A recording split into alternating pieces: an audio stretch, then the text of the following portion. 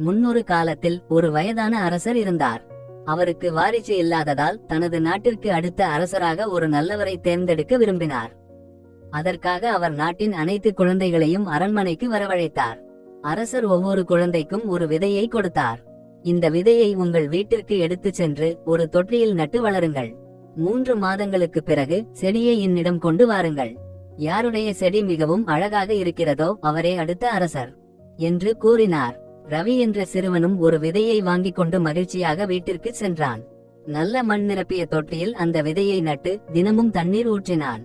சூரிய வெளிச்சத்தில் வைத்தான். 1 மாதம் முடிந்தது. செடி வளரவே இல்லை. 2 மாதங்கள் முடிந்தன. தொட்டி இன்னும் வெறுமையாகவே இருந்தது. ரவி மிகவும் வருந்தினான். ஆனால் மற்ற குழந்தைகள் தங்கள் செடிகள் எவ்வளவு பெரிதாக வளர்ந்துள்ளன என்று பேசுவதை கேட்டான். ரவி உரம் போட்டு பார்த்தான், மண்ணை மாற்றினான், ஆனாலும் பயன் இல்லை. 3 மாதங்கள் முடிந்துவிட்டன. அரண்மனைக்கு செல்லும் நாள் வந்தது. எல்லோரும் என் வெறும் தொட்டியை பார்த்து சிரிப்பார்கள் என்று ரவி தன் அம்மாவிடம் அழுதான். அதற்கு அவன் அம்மா, கவலைப்படாதே ரவி, நீ உன் முழு முயற்சியை செய்தாய். நேர்மையாக இரு. வெறும் தொட்டியாக இருந்தாலும் பரவாயில்லை, அரசரிடம் எடுத்துச் செல் என்று கூறினாள்.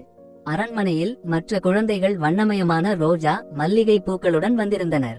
அரசர் ஒவ்வொரு தொட்டியையாக பார்த்தார். அழகான பூக்களை கண்டாலும் அவர் முகத்தில் மகிழ்ச்சி இல்லை. கடைசியாக ரவியின் முறை வந்தது. ரவி பயந்து கொண்டே தனது வெறும் மண் தொட்டியை காட்டினான்.